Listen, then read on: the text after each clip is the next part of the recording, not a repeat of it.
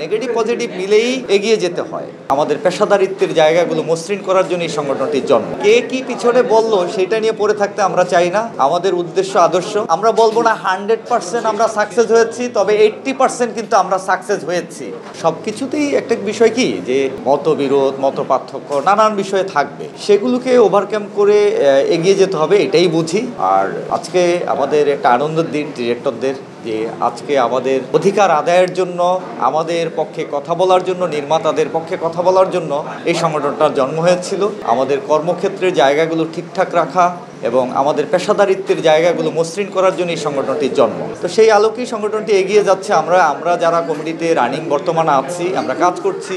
Sandalina so, রূপচর্চায় আভিজাত্য।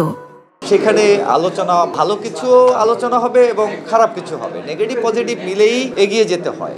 এখন কে কি পিছনে বললো সেটা নিয়ে পড়ে থাকতে আমরা চাই না। আমাদের উদ্দেশ্য আদর্শ, আমরা সামনে এগিয়ে যেতে চাই এবং এই 23তম প্রতিষ্ঠা বার্ষিকী থেকে আবার নতুন করে আমরা আবার শুরু করলাম। আগামী দিনে আরও নতুন কিছু করব, এই উদ্দেশ্য নিয়ে আমরা এগিয়ে যাচ্ছি। দেখেন, আমাদের নিজস্ব কোনো ভবন নাই, নিজস্ব কোনো একটা অফিস নাই। এখন আমরা আমাদের ডিরেক্টর্স গিল্ডের পক্ষ থেকে আমরা একটা নিজস্ব ভবন করার পরিকল্পনা হাতে নিয়েছি এবং আমাদের সংগঠনটি দেখতে দেখতে 23 বছর হলো। আমাদের একটি কল্যাণ ফান্ড নেই, আমরা একটা কল্যাণ ফান্ড করতে চাই। কল্যাণ ফান্ডটি করতে চাই এই জন্য যে এই কল্যাণ ফান্ডটি আমাদের বিপদ আপদে আমাদের সহযোগিতা করবে বলে, এই জন্য আমরা কল্যাণ ফান্ডটি করতে চাই।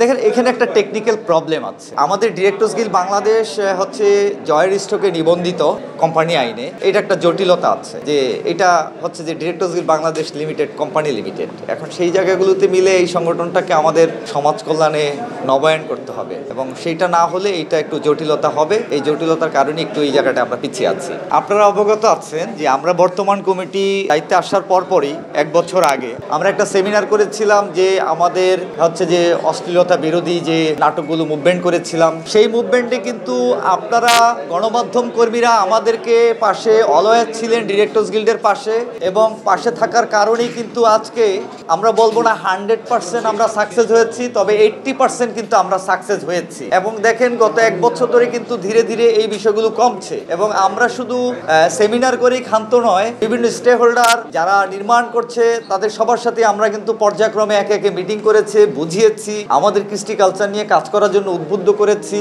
এবং হচ্ছে যে আমাদের কর্মক্ষেত্রগুলো মসৃণ করার জন্য কিন্তু আমাদের একটি মনিটরিং টিম আছে। আমাদের টিমটা কিন্তু প্রতিদিন বের হয়, কোনোদিন পুবাইলে, কোনোদিন উত্তরা, এরকম টিমটা বের হয়। কোথায় কোনো প্রবলেম হলে তারা কিন্তু তাৎক্ষণিক বিষয়গুলো সলভ করে।